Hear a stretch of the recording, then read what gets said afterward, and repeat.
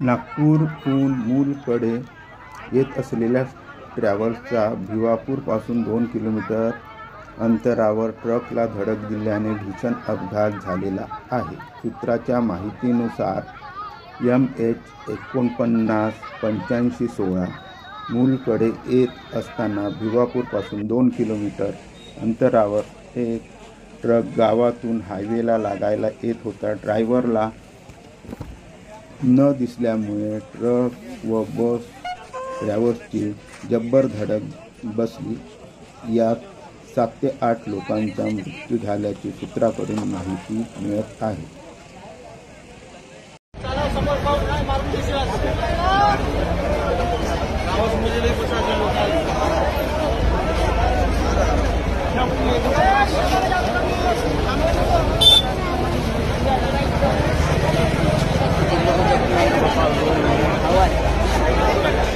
Ada